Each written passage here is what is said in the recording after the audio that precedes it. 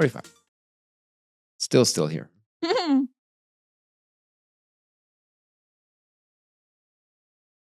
So, Judgment Day. Isn't there a movie called Judgment Day? Terminator 2 was subtitled Judgment Day. Oh, okay. Isn't that crazy? Terminator 2 was better than Terminator 1. Terminator 2 was one of my favorite movies. Yeah, I like it too. It's slow now, but like we watched it a few years ago with Aiden, maybe even beforehand, or maybe she was so young that it didn't matter.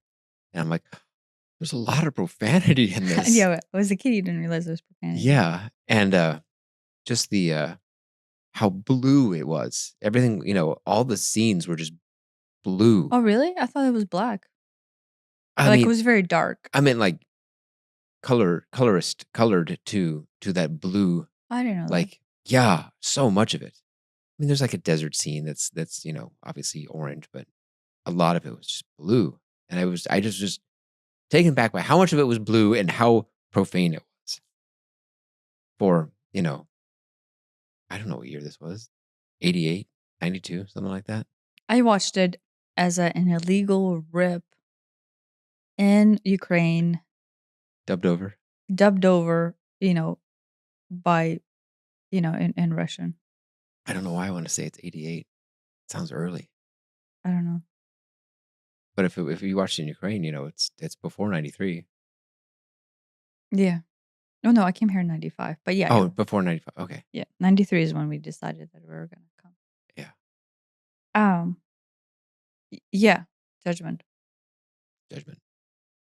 And like maybe specifically Judgment targeted at other people, which are easy objects of our judgment. Yeah, but you say specifically all judgment targeted towards other people can be a blanket statement wrapped into it is simply things that you dislike about yourself that you project out onto other people, right? Or or don't want to have within yourself, or whatever. Right. It's just the personal struggle of your psyche being projected out. Yeah, all of it. Yeah, all of it. All of it. And that's a hard statement to make. Right. That all judgments are basically your projections. I mean, that's one of the fundamental tenets of Jungian psychology is that, we have a shadow and we all cast a very long shadow. And when we see something we don't like, because it's in that shadow. Shadow meaning like the things we're not allowing to acknowledge ourselves? Oh, the thing, either not allowing to acknowledge or the things we don't like about ourselves or we feel like we're not supposed to have. Oftentimes they're suppressed or repressed to some degree. But the more awareness you bring to it, the more light you can shine on that shadow. And, it makes it more obvious that, personal example, there's a person who we know who talks loudly. And it used to really bother me that we can hear this person whenever they're outside talking, and I'm like, and I think we ended up talking about it, and it's like, it's because I have always felt like I don't have a voice and felt like I can't speak up, and so the fact that she can You're really close to the cup. and does just is this painful reminder that I haven't and don't. And so her being loud means like you're aggravated because she has a voice. Yeah, I'm aggravated because she has a voice, but I'm really not aggravated because she has a voice. I'm more aggravated because I don't have a voice. But the more truth is you feel like you don't have. Yeah. Right. After that realization, it doesn't really bother me anymore. Yeah, but we also don't see her at all. Yeah, but I mean, I think that took care of itself too. I have I have seen and heard her since, and it's not a thing. Oh yeah, it's not a thing anymore. It's like, it's almost funny because it's like, I remember when that used to be a thing. What I noticed is when your personal shadow gets acknowledged, your judgment shadow, right, gets acknowledged, it's almost like that thing that used to exist, but the mere nature of it actually existing and then bothering you is only there to showcase to you that this is something that you need to work on within yourself through Right. the Jungian projection, let's say, if Yeah. that's the philosophy you follow. But when you kind of like acknowledge that, and it doesn't go away necessarily, but when you quick at recognizing it, it actually kind of disappears. Right. I think that's what he meant by like shining light on the shadow, Oh, or at okay. least that aspect of the shadow is like, oh, you shine light on it. There's no shadow there anymore. You integrate it in, Yeah. You know what's which it's so funny. This is just a side note, but I realized that there's all these philosophies and there's all these teachings, right? And you can just like study them and like right. see them. But I have spent my lifetime inventing my own road Yeah. and like actively not paying attention on purpose to anybody else. I have noticed that about you, and I find that I will end up pulling in things like I just did. Now you're talking about it. I'm like, oh, you're Jungian this and whatever Nietzsche that or I don't know what you know Yeah, yeah. Buddhist this Yeah, yeah. and it's it's fascinating to watch you come up with this philosophy, your own personal philosophy that is this amalgamation of all these Christianity that and Buddhism that and Hermeticism this and all this stuff. And it's just, I mean, I'm right with you on this because it's I believe basically the same thing, but it's fascinating. Well, you have these like reference points from teachings, like earthly teachings. Yeah, well, I guess I'm really fascinated by that too. I'm not because it's right or wrong, just I'm interested in the perspective about it and using it as a mental model. Like Yeah, but that works for you.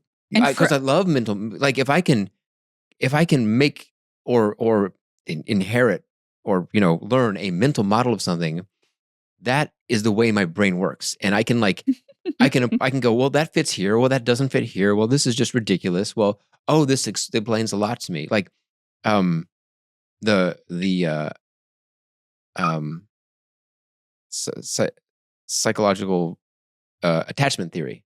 It's like I that makes sense as a way to look at the world. Is it right? Is it wrong? Becomes irrelevant. It's like yeah. if you look at it, you can take a situation and you can look at it through the lens of attachment theory and go, okay, this could be used to explain these behaviors and this and that. Is that the root core of it? I'm not convinced that it is, but I'm not necessarily convinced that any of them are the root, you know, thing. It's just it's a tool. It's a lens to use to look at things. Same thing with Jungian psychology. Same thing with Buddhism. Same thing with anything. It's like this is a framework to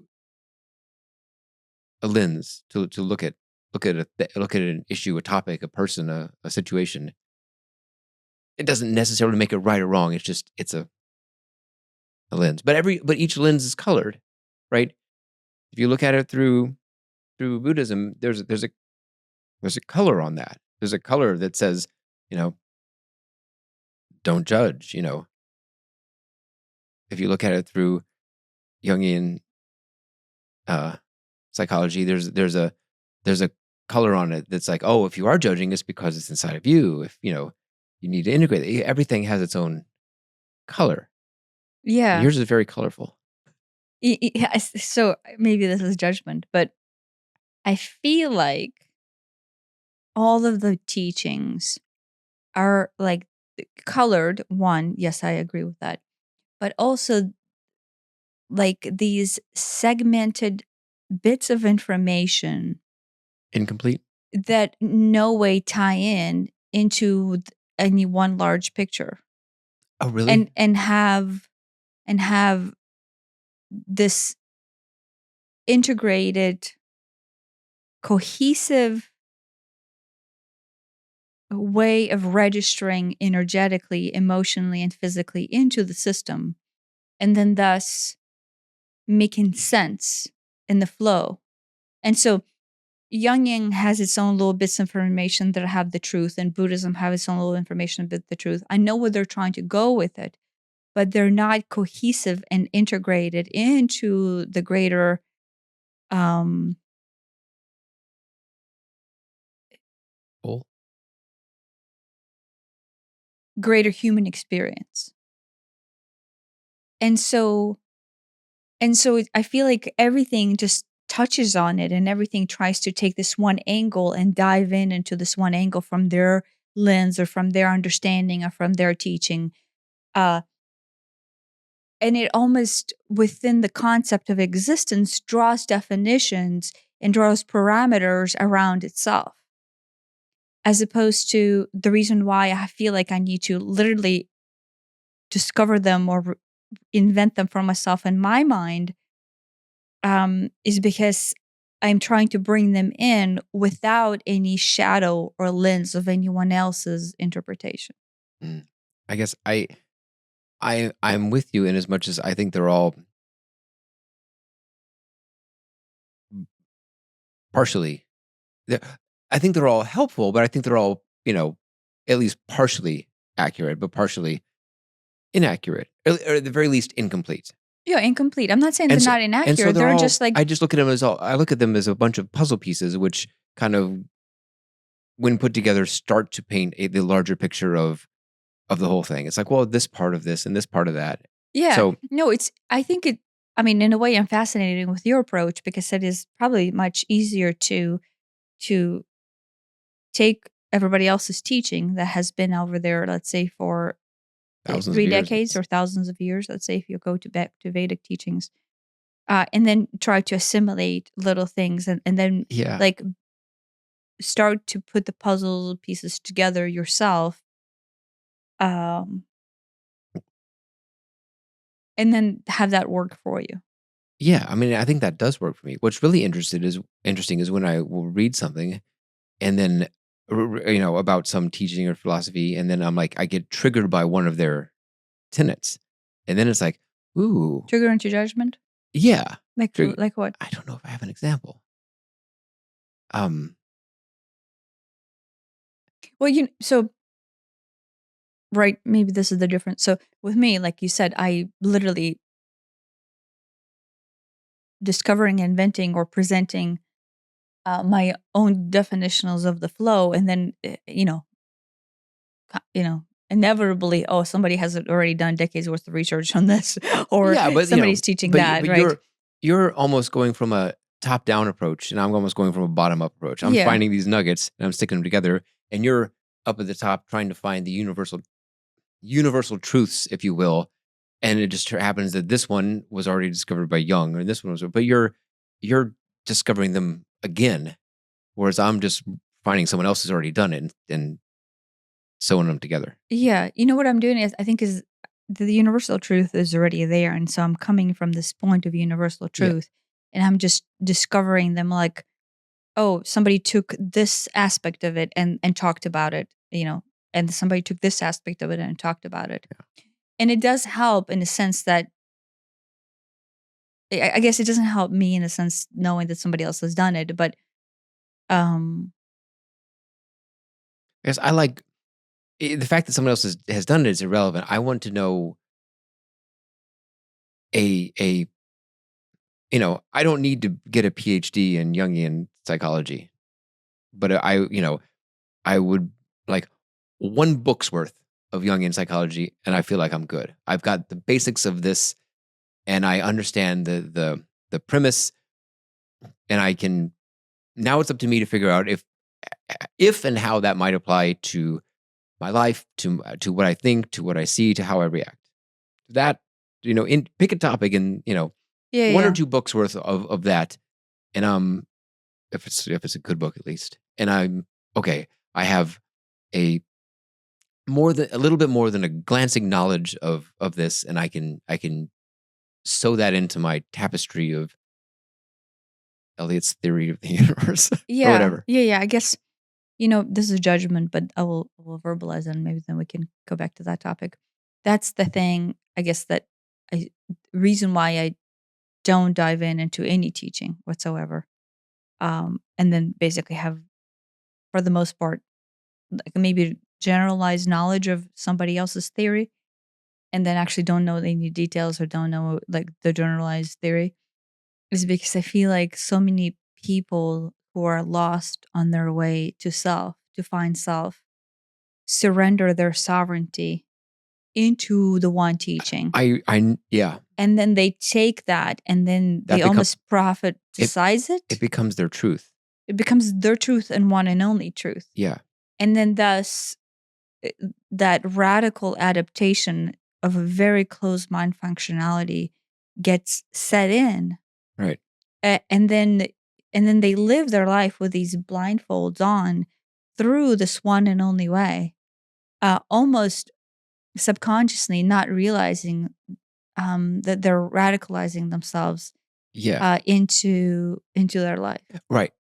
So that is through judgment, obviously, that is my biggest pet peeve through all of those teachings. There is a danger that if you read something and it resonates with you, that you will end up adopting the entire philosophy or teachings without maybe realizing that some of it may not work for you. But, or even if all of it works for you, there are other teachings that Right, still but should be it integrated as part of you. yes, it Like locks in your way works, it but locks you in. but Yeah, everybody but else just kind of like radically right, adapts it. I have known so many people who just get lost in this prophecy, and it's right because and Jungian philosophy is not a religion, but I know people who are lost in the Jungian way of being, and that's it. Right, and I think that there's a lot of good stuff there, but I wouldn't say that that's the end all be all of human existence either. And there is a weird aspect to picking and choosing, because it's like, on one hand, who am I to say that what these experts have said is right or wrong? I have no training in this. But on the other hand, it's like there are things that that, at least for my purpose of using it to help understand and explain my experience, that this makes sense to me and this resonates with me, and this over here doesn't. Either I don't understand it, or I can't seem to apply it, or whatever. So I pick and choose. I have an example of something that triggers me. In Christianity, at some point, I think there was a rich person who wanted to come into the kingdom of heaven. And Jesus said something on the order of, it's easier for a camel to pass through the eye of a needle than it is for a rich man to enter the kingdom of heaven. Something to that effect. And I'm like, I don't like that. Not that I am rich, but I enjoy having stuff. And I think he went on to say that, you want to become my follower, give all your stuff away to the poor, and then come follow me. And I'm like, you know, I'm not comfortable with that. What's the trigger though? The trigger is the idea that it is impossible to be a follower of Jesus if you, in this case, have anything. I mean, this is an extreme. If you own a possession, then you cannot be a follower of Jesus. Yeah. Now, I'm also unconvinced that that is what the teaching means, what the scripture means. I think it is. I think it is probably closer to, if you're attached to the money, or if you're not, or if you have this money and you're not, you use it for bad purposes. If you have resources and you are a true follower of Jesus, I think you would probably use those resources to help people instead of to buy Ferraris. I make fun of Ferraris a lot on this. I think that is probably closer to what was actually intended. But when I was young and I read that, it really pushed my buttons. Why? Because I did not I did not want to give up stuff. I thought it was specific to stuff, but I'm like, I cannot reconcile. I think I'm a good person who this was, back in the day, was a card carrying Christian, What does card carrying Christian mean? like a, you know, Did you that, have a card? no, I didn't have a card. Oh. You know what I mean? Like Oh, I thought Christians had cards. I didn't have a card. Oh, okay. So it's Uh, just a metaphorical just, explanation that you yeah, are a member of yeah, Christianity. yeah. Oh, okay, that's scary. So no, I had a card. I still have it. You want to see it? Now it's digital. And card carry. I have an identification number and everything. Oh my gosh, that would be the worst. I have to show it to Jesus when he comes. I know. No, this is when I'm young, but I'm starting to form my own opinions of things. Uh, I believe that I am a good person, at least good enough to, good Christian, how I feel Yeah. about, unworthy or whatever is beside the point. But at the same time, I like stuff. And I, it was hard to reconcile those two. So it triggered me because it put up this discoherence in my mind. Yeah, because you cannot be a good Christian and like stuff. And well, at least and have stuff, Well, having stuff is liking stuff. maybe. Or maybe it means, you like stuff, but then you have to give up the stuff, which means you're in a situation you don't want to be in order to be in the situation you do want to be in, which is, to be a follower of Jesus in this example. So, But we judge things through the triggers. You're right, judging that particular scripture right. through the trigger. Yes. But the truth is, you then step back and go, "What is it within me that is the trigger?" Yes. That's why I have this example, is because it's now I can see, oh, it's that I I don't like, it bothers me to be stuck between these two things. I can't be both. It makes me uncomfortable because it's like there's no way to reconcile that. Mm-hmm. And in the end, I don't think I understood it properly. And that's not saying that there aren't paradoxes in the world, but I don't think that ended up being a paradox in real life. I just didn't have a complete understanding of it Until very recently. until very recently. Yeah. Yeah, but Buddhism and then even Hinduism has the same teaching of non-possession, non-attachment. Not attachment. And that's where I think my understanding came from. Was that it isn't the stuff that's bad. It's the attachment to the stuff. And along with the non-attachment and the presence comes, I maybe even naturally comes a compassion to, oh, I have this stuff. You innately develop a desire to share the stuff.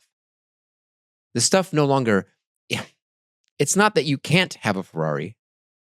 It's that the idea of having a Ferrari becomes almost pointless. Because I could sell my Ferrari, I could buy a Honda Civic, and then I could do something better with the money. Or not. It becomes irrelevant. It ceases to be an issue. The issue used to be, I want my Ferrari and I want to keep my Ferrari. And the issue disappears. The Ferrari may or may not stay. But the issue of the charge of I have a Ferrari and I have to keep my Ferrari and I have to protect my Ferrari and I have to insure my Ferrari and I have to park it in the garage and I have to Ferrari is what goes away. Yeah. I know I used to have the charge for the stuff. And I'm sure I still have charges for at least some stuff. But yeah. But I at least try to recognize when I have a charge, especially for stuff. Because stuff is the most replaceable of all things. So it's the least, it deserves the charge the least. Yeah, but to you, stuff was not actually the stuff. Stuff was something Right. else. There's also there's that. There's what the stuff means, and different The things deeper sometimes meaning have of the different stuff. meanings. And to the person who Ferrari means success, and Ferrari means power, and Ferrari means attention, and look at me, and look how successful I am, and give me love, and all that stuff. The Ferrari is more than a Ferrari, more than four wheels and whatever.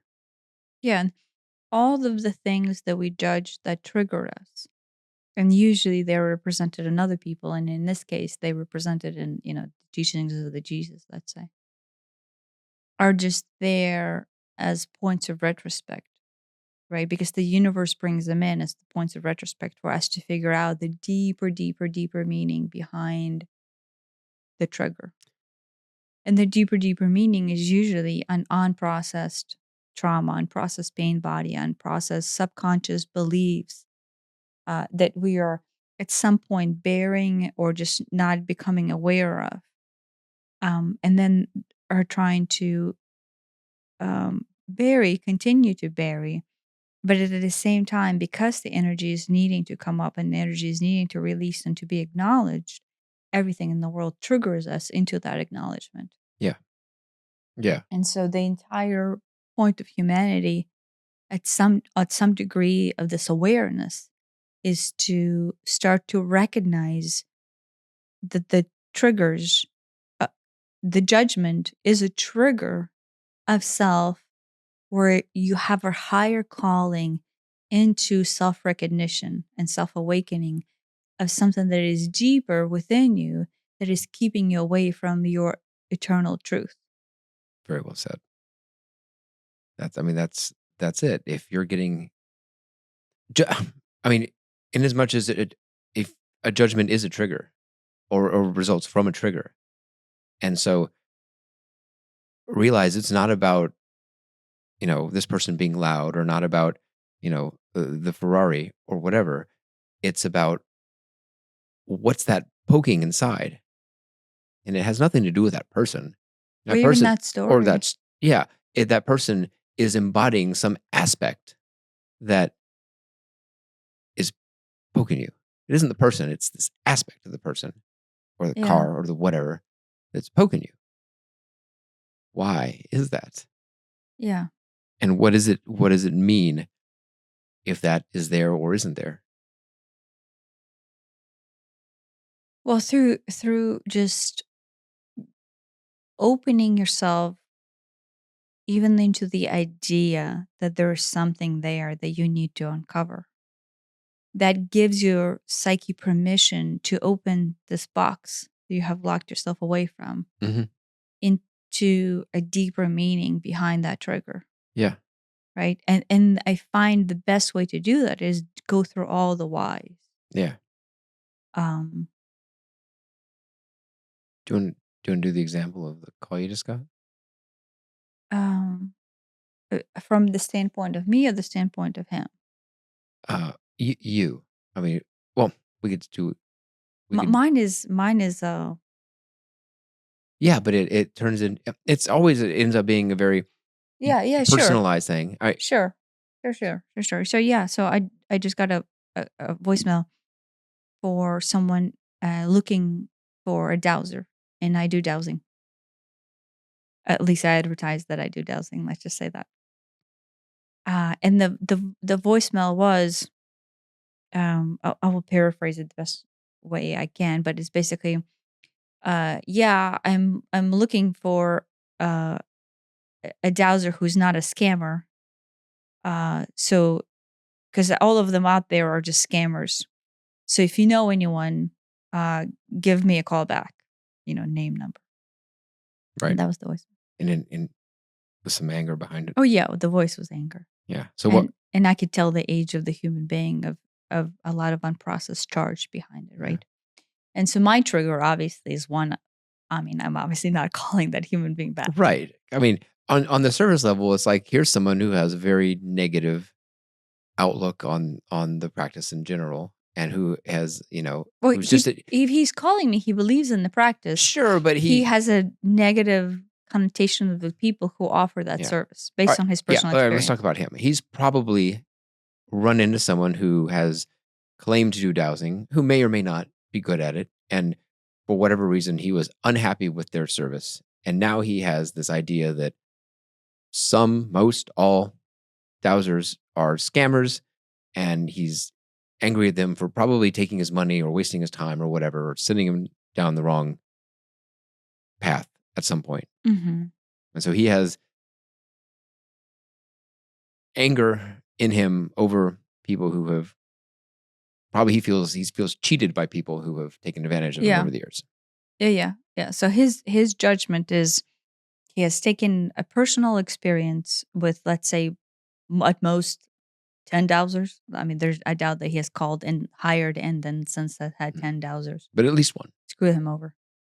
And he's projecting that pain of not being able to get whatever it is that he's asking them to do onto them. He's blaming them for feeling what is it that he's feeling.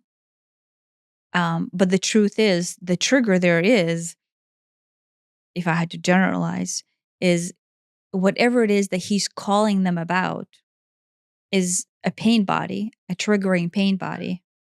And so there's two aspects there. Because they're not able to help him with it, and each reiteration of this particular instance where he's interacting with a dowser was not able to help him with it, amplifies the pain and the trigger that he's trying to solve with that pain body. So he's projecting the fact that this trigger and the pain exist onto a dowser who did not solve that pain within himself. I would interject that bringing that energy into a situation where you're trying to get something doused out is not going to help the dowser douse it out. Oh, yeah. If you contact the dowser and you're already negative about this working. Well, not even negative about it work. I mean, yeah, it's negative about it working, but above and beyond, whatever he's missing, whether that's car keys or lottery numbers or a water well location. Well, if he's calling that anger, it's not water wells.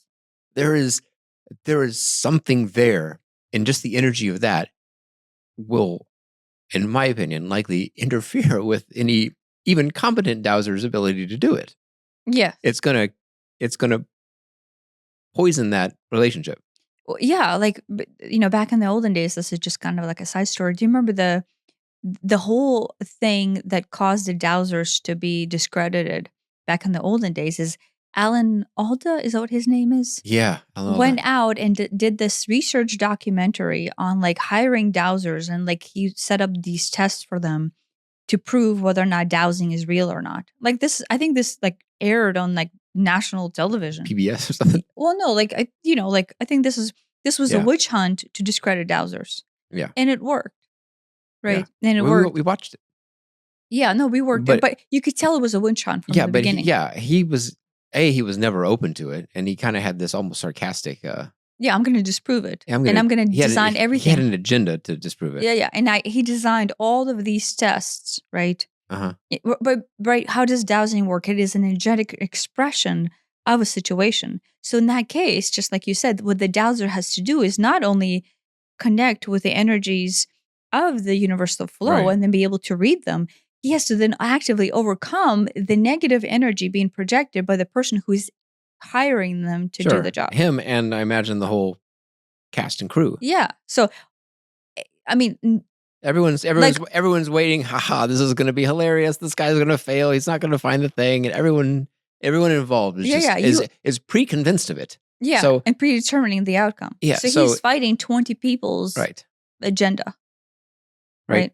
And so these multiple people, failed or whatever, or their percentage rate was not as high as it usually is.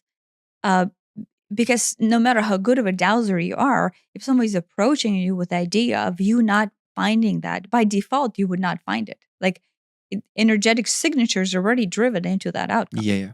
Right. So anyways, that's a side note. So yes, in this case, the charge that he has behind what is it he's looking for, and that desperateness and that failure and that resignation into it not being resolved actually comes through whenever he meets with a dowser. Right. And then the second that dowser doesn't work, well, guess what? He's like literally adds that to the asking list of that dowser Yeah. not to work. He's saying, you're not going to work. He's calling me right now, already telling me that whatever I will do is not going to work because I'm a scammer. He's asking for it not to work. And that just, should you have taken it and done it and failed, that is just more evidence in the Dowser doesn't work and they're all scammers bucket, which just reinforces it.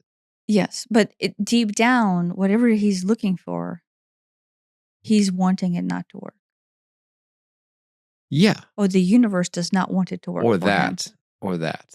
Because that is not of his highest good.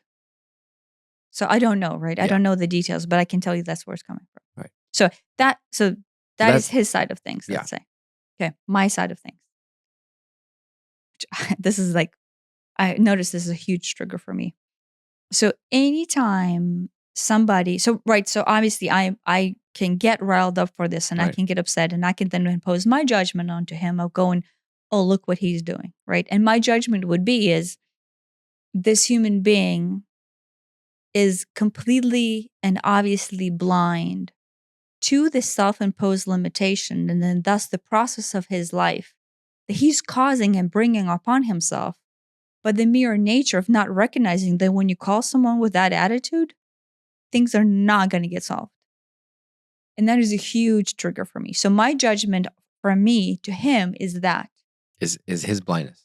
Is I am triggered and I'm judging him by the fact that he's so blind and so unaware. Because deep down with me, my judgment onto self is I will do everything possible not to continue to live my life in personal blindness. So then I do not subject both myself and what's more importantly, others around me to the pain and suffering that I have experienced in my life.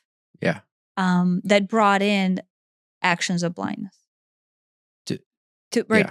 So the safety that I did not feel in my life and lack of propagations of love and lack of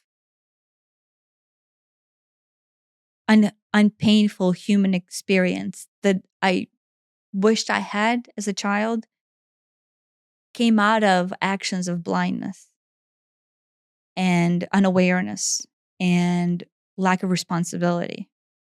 And to spare myself from any future versions of that or my loved ones, such as my children or you, from that, I will do everything necessary to be aware and to choose to know and to choose to have responsibility because I don't want to not only subject myself, but much more importantly to me is my loved ones to blindness that causes pain.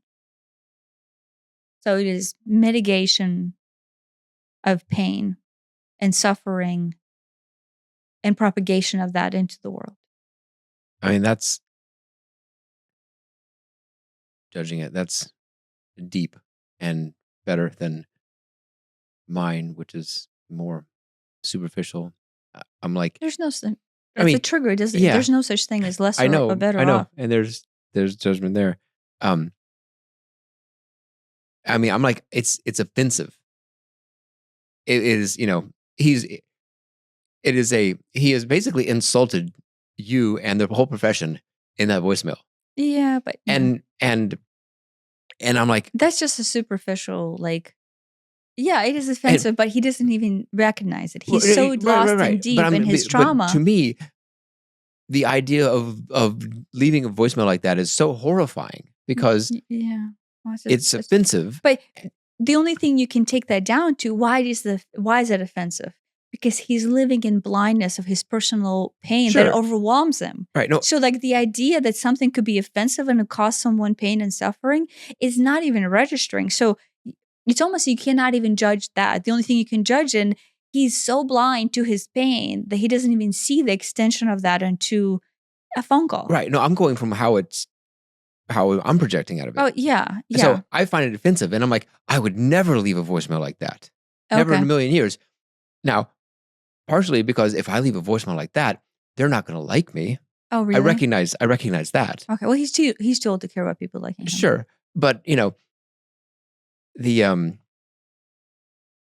So, but not like him, ... not like you, excuse me, ... people don't, with you, it's like, oh, I'm not going to be liked and loved.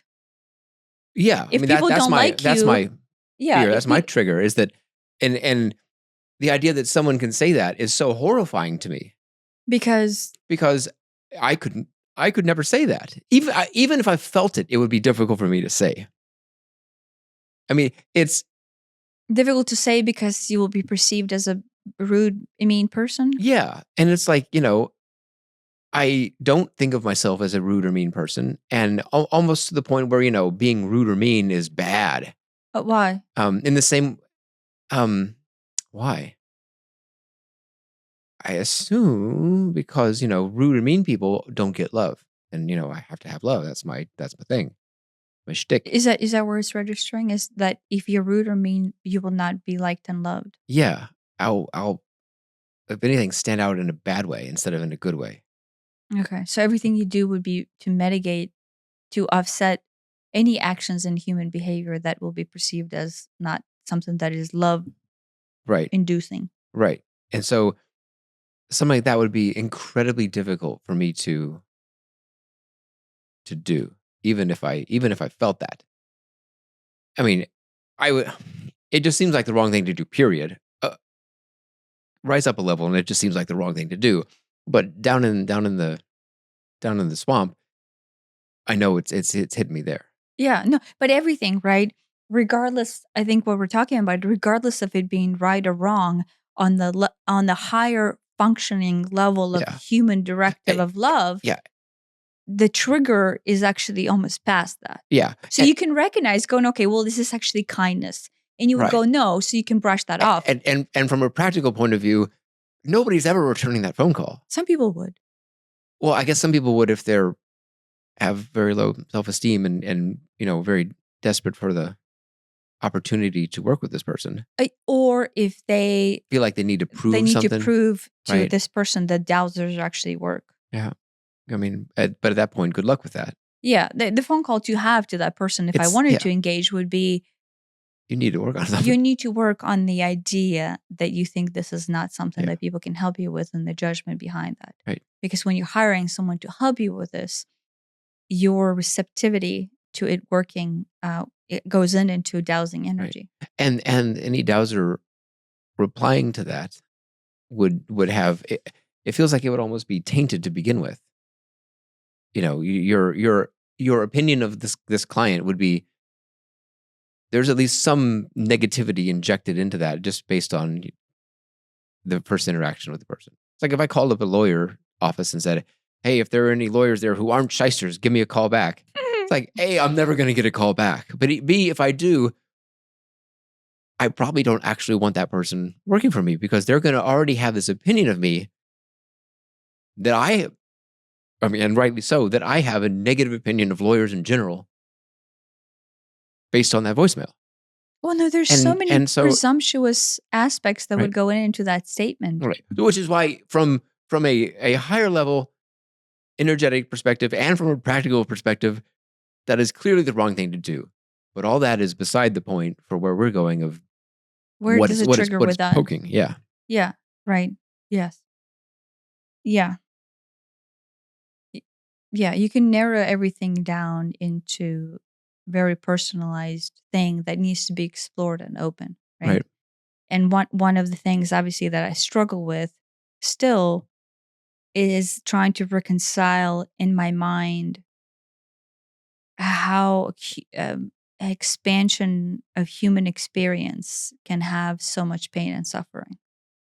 And that is very hard for me to still um, reconcile and understand and be able to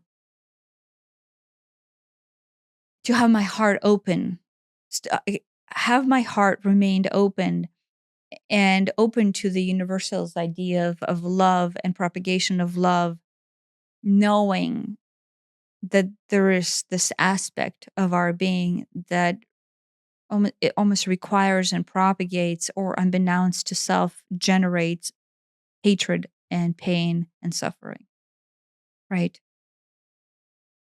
And then judgingly so, with the idea that that is a choice, right? Because at this point, I cannot look at any actions of the world from anywhere from, continental application to a country applications to um, a group application or to even individualized application is something that is not sole responsibility of that group or each individual person within that group. Yeah. Everybody has a accountability and responsibility Yes. And to so the judgment on my end that I struggle with so hard is not judging individuals' choice into responsibility of propagating pain and suffering, yeah. both unto themselves, right? In this case, unto themselves, unto him. But then because he's propagating that suffering unto him, then by default, it is spilling over into the world. So because he's unaware of the propagation of pain and suffering that he's causing to have to himself, then he's the overflow of that, right? The karmic flow of that then starts to touch the world, right? Yeah. And so, yeah, I get triggered. That is my trigger. Yeah. I mean, I have a answer to that trigger, but this is the part is that I have hard time applying that in the moment, yeah. right? No, I know it's really easy to get riled up. I mean, we Yeah. to, With me, it's either I get riled up or I go into that like somber state of sadness. to generalize that, I think the action is if you get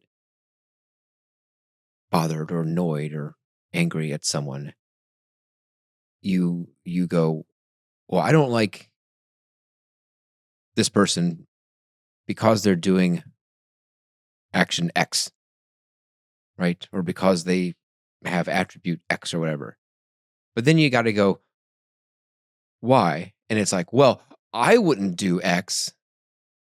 I don't like them because they're doing X because I wouldn't do that. Well, why wouldn't you do it? Oh, I wouldn't do it because it's wrong. Okay, well, but what does that embody in you? The idea of doing that, right? The idea of leaving that voicemail to me dots its way down to, well, I can't come across that way because I wouldn't get the right type of attention, or someone would form a negative opinion about me or something like that, right? This is beside the fact of whether or not that action is right or wrong, right?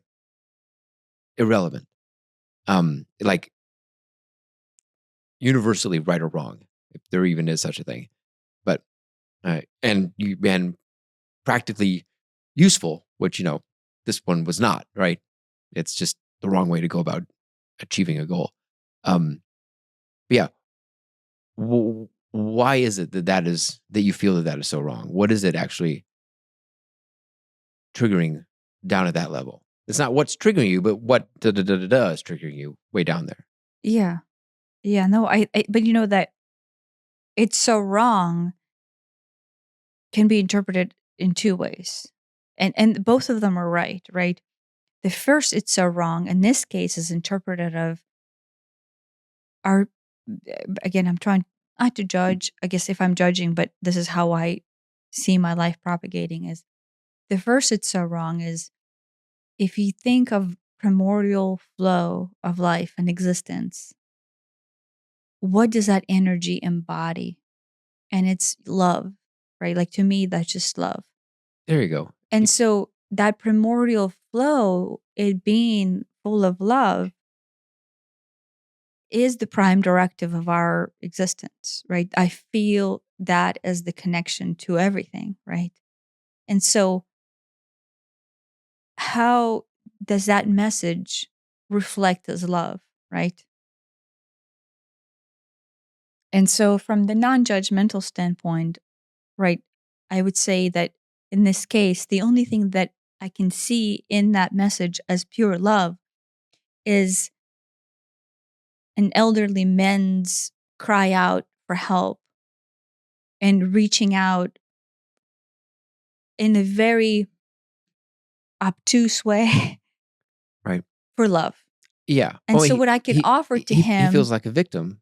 yeah, what I can offer to him is something that I can feel within me that holds truth and then be able to offer him a piece of that love through either a wish upon, oh, look at, I feel saddened by his situation, and I see this voicemail as a reach out for help, and I can offer him either help energetically in this space, without touching him, or I can actually call him back and offer him help.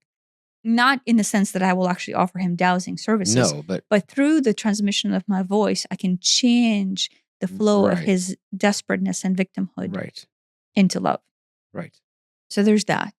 So that me I mean, judging of what this is. in the same way that, I don't know, 10, 15 episodes ago, you called up that guy that we had that business issue with, and you offered him love and support, Yeah.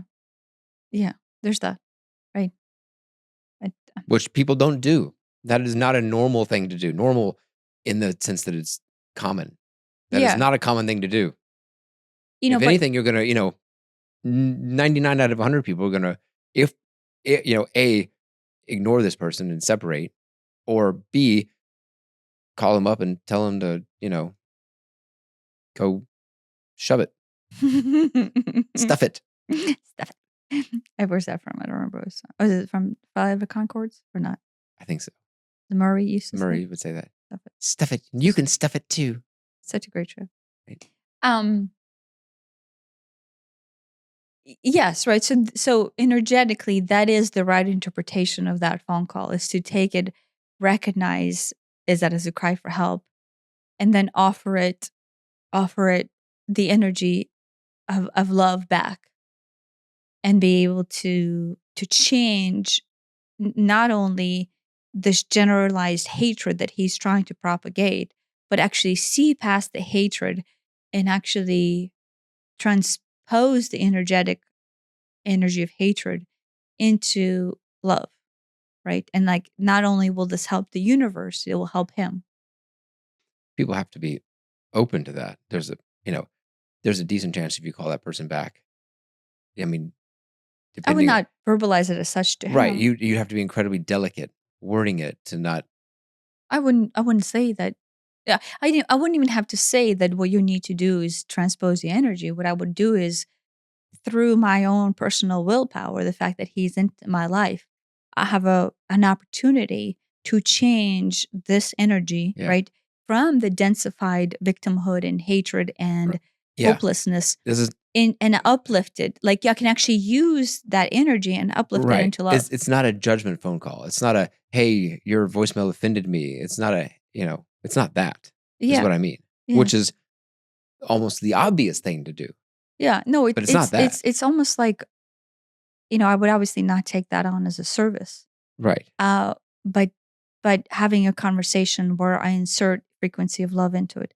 But in all honesty, I don't even have to have a conversation. I can just take that energy, because now I have a choice, and power to mold it into anything I want, right? Because he's given it to me. And I can literally take what he has given me, which is a part of him, and then I can transmute it into love. Does that make sense? Yeah. Yeah.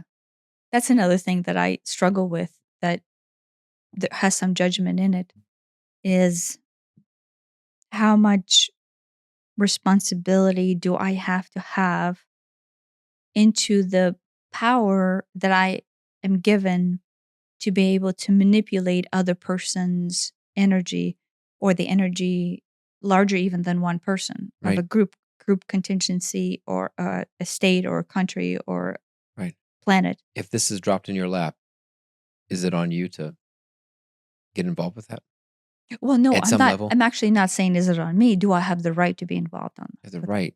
I would say I you always question the I would rightness. say you have the right to, especially in this case. It literally came to you. Oh no, I yes, But but but I d struggle with but that do through you judgment. Through judgment, I struggle on that. but, the other question is, do you now have the responsibility or obligation to? Do you owe it to him? Do you owe it to the world? Do you owe it to yourself to do anything other than hit delete and move on. Yeah. I don't Yeah, know. but, that is a Is that a case by case thing, or is I that a? think that is judged or evaluated, I guess maybe that's the right word, on individualized basis of what they think their purpose on earth is. If your purpose on earth is to discover yourself, um, and do the best within your personal power to better yourself, because only through the true reflective nature of yourself can then you see the world for the potentiality that it has through you. If that is what your goal in this on this planet is, then that is enough for most people. Oh, I was gonna say, if that is your goal, then this is an opportunity to further that, and you could, you know, What do you mean? if your goal is to, better yourself, then I mean, almost what better way to better yourself than to try to help someone else? Almost. No, in this case, for the most people, the right action would be. Or how about this? Take this and use this as a personal learning opportunity. Yeah, Yeah, yeah, yeah, yeah. yeah. Right. This should not be is an aggressive phone call out, Oh, trying yeah. to argue with him Ye- about how offensive and Absolutely. close-minded Yeah, and small-minded and rude he yeah. I is. hope that's obvious to everybody No, but that is that will be an not action of the some thing. people. But no, but that is almost the obvious go to for most people, or at No. least a large percentage of people. You get an angry phone call, someone cuts you off in traffic, someone gives you the finger, you want to, match or, you know, up the ante on that. Yeah. You become the enemy You that be you fight, Yes. right? You That want. is that is so instinctive to so many people. I mean, I've and depending on how triggering the situation is, you know, that wouldn't get a phone call back from me. But there are things which would have pissed me off so much that yes, I want to overcompensate back for it. Yeah, yeah. Well, in this case, it's slightly different. He is calling a dowser. And so, for the most cases, if you're in dowsing, you're already aware of energy propagation, Sure. and what like minded energy propagates is like minded energy. So, I think in this case, he will probably not get too many angry phone calls back because, as a dowser, you are aware of Yeah. energy Yeah, yeah. propagation. Right. So, And the I mean, group of people he's already right. dealing with is already Right. limited. So the overreact back is like, group 1. Dowsers are probably, more in this, group 2, which, the next default thing is, to, all right, I don't want anything to do with that. I don't want to bring that negative energy into my life. Maybe, I will use this as an opportunity to learn more about myself and my reaction to it, but I'm certainly not going to engage with this negative person. Yeah. Which and there's nothing wrong with that in and of itself, No, as long as you take your time to recognize what this is triggering within Mhm. you and then Yeah. better yourself through this experience. In this case, it's just a voicemail. Yeah. I mean, that is a great starting point. Yeah. Just recognizing the triggers within you. Yeah. And then the second you bring awareness to them, you empower yourself into the repeat cycles thereof. Yeah. It becomes easier to bring awareness to it. It becomes more obvious, "Oh, this is what it feels like to be triggered. Oh, wait a minute. I felt this before, and last time I you know, realized that it's poking me here and there, and this because of this and that." And so it becomes almost a habit, Hmm. which is great. I mean, that's out of all the habits to build, that's one of the best. Yeah. Yeah. No, Yeah. it's like when you get punched in the nose. Yeah. It Like whatever nerve endings it has in here for the self-defense, Right. It hits like you your go is it into your this I think it's your limbic system. It's just this lizard brain reaction. There's no there's to no hit thought. back. It's just Like it's so fast that there's no thought to be had. yeah. Like pure rage and anger. Yeah. An Right? override of all conscious thought, Yeah. all reasoning, It all it I don't triggers even it know. triggers like the part of your brain that like keeps your heart beating. That there's no prefrontal cortex. Well, is this the right thing? Is this the wrong thing? How can I bring love to the situation? No, there's none of that. There's, No, whatever it is with the nose, it's right? literally like Turns into punch back die, and harder, right? right? It is Right. crazy. But that is what these triggers are, right? You're not being punched in the nose, but those triggers can very quickly go into that same Sure. system of awareness. Absolutely. And what you will do is you will want to strike what you just received from them, amplify 2 times over, right? And then it's basically like a clusterfuck of energy Right. It duels. becomes an arms race of which Who can fuck someone over more? right. How that doesn't end well for anybody. No, it doesn't. No. And You have to abort that cycle, and but it is a very natural cycle that we it have is a ingrained very within natural ourselves cycle. from survival. It is incredibly natural human behavior to do that.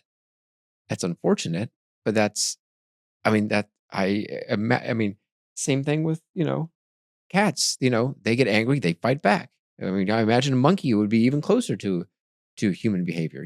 If a monkey hits another monkey in the nose, I expect a fight's going to break out. And they have teeth and claws and stuff. Yeah. But you don't have to understand the monkey. You can just have to think of like when somebody accidentally hit you in the nose, or you even hit yourself in the Oh nose. my gosh, I'm so pissed off at this table that was in the way. Why is this table in the way? Who put this table here? You really want to fight the table. Right. And then, like the response is just you want to find, and you moved it. Why did you move the table there? And it just becomes this huge thing. It's certainly somebody else's fault. It's always someone else. It's never, I was an idiot and I bent down and hit a table that was been sitting there for 3 days. It's, it's never my fault. It's somebody else's fault. Who can I blame? It's your fault. And I'm going to fight you over this table. Yeah. Yeah. Very, very, caveman. Caveman. Yeah. But very natural. Like But very I natural. have been in those situations many times. And,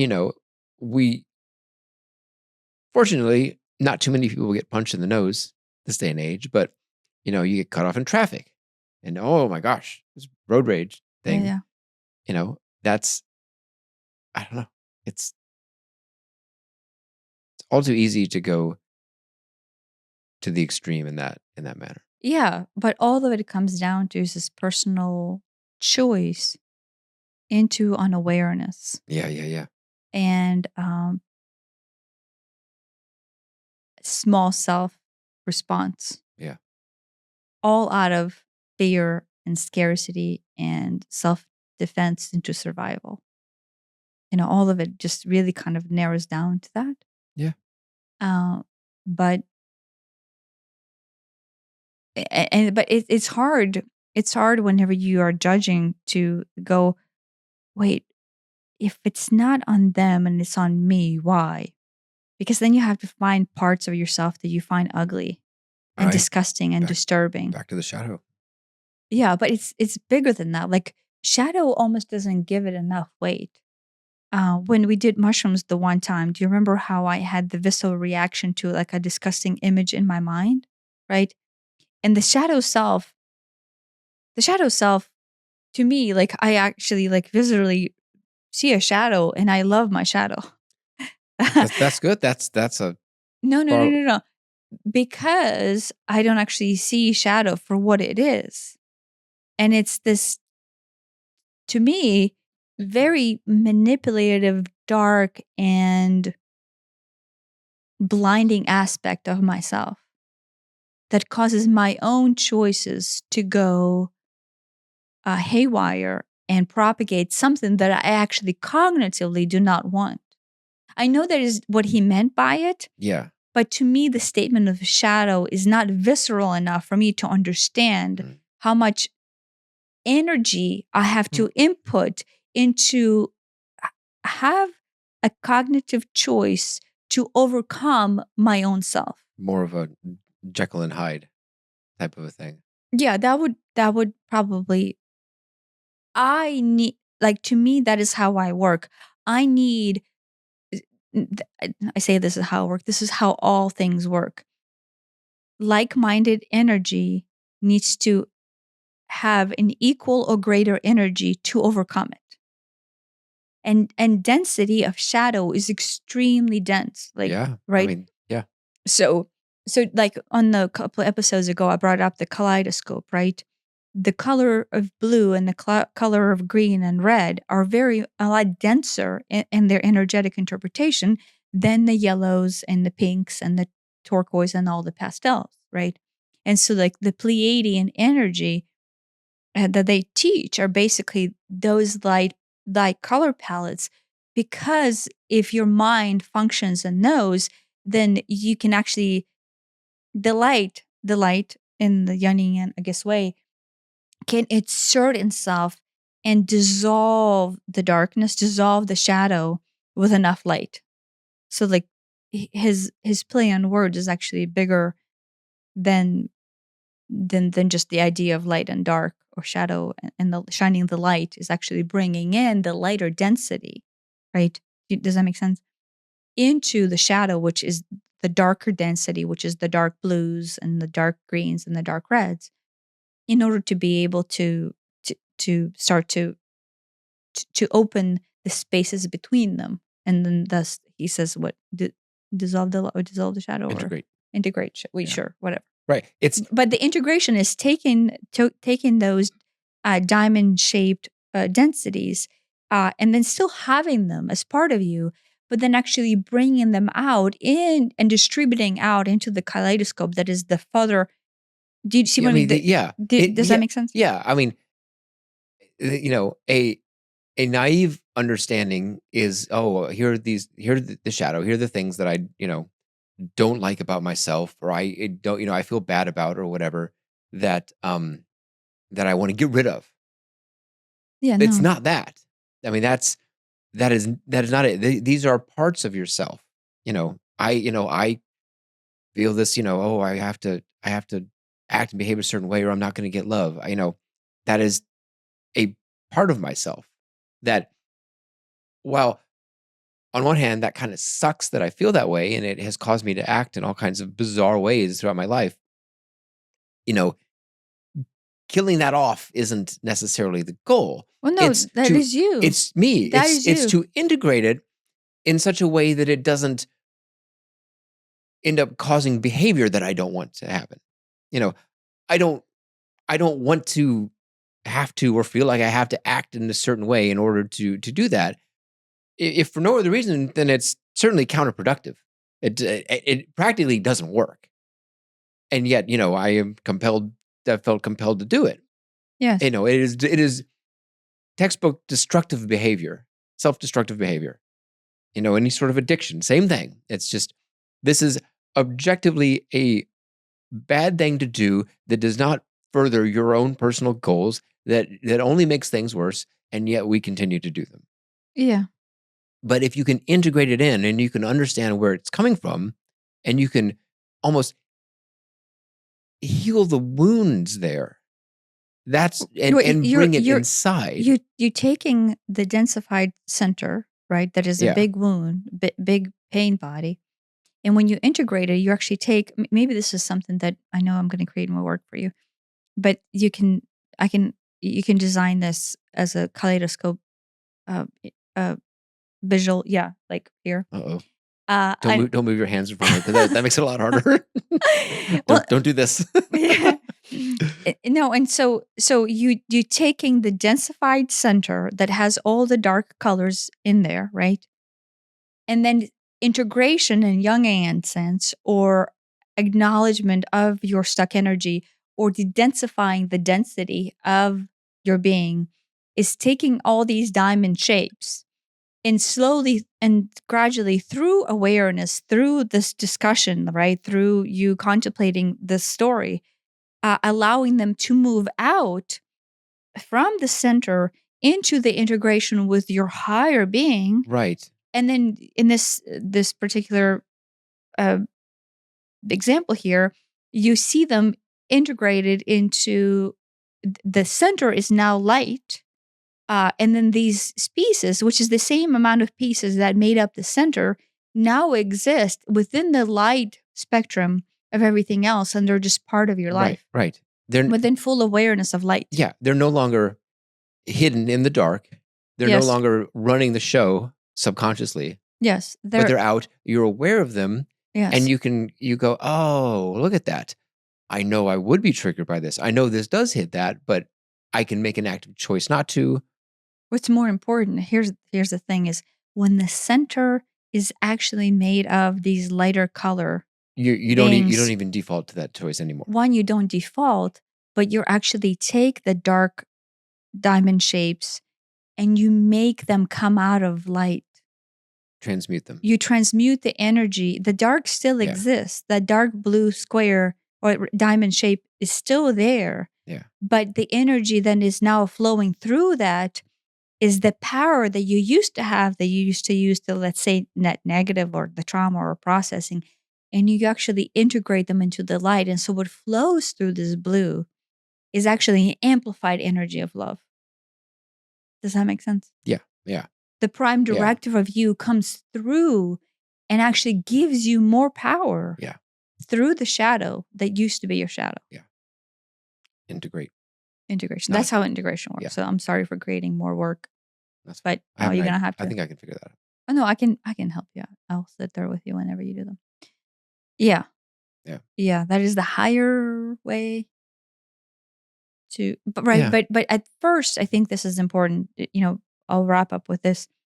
It is important to recognize within yourself the determination and the decision to look at judgment as an opportunity for you to open Yes. yourself up Yes. and to better yourself into this opening. That is an amazing opportunity and activity and challenge to everybody on earth to do that. If you are bothered by something, if you're irritated by something or someone, there is something there that is the universe trying to tell you something, that What, there's something there. this is your opportunity to find yourself. Yeah. Not judge, not engage in conflict, not Yeah. even refrain from conflict, but There's simply go you're within. yeah, you can learn something about yourself through this opportunity. Yeah. Yeah. Yeah.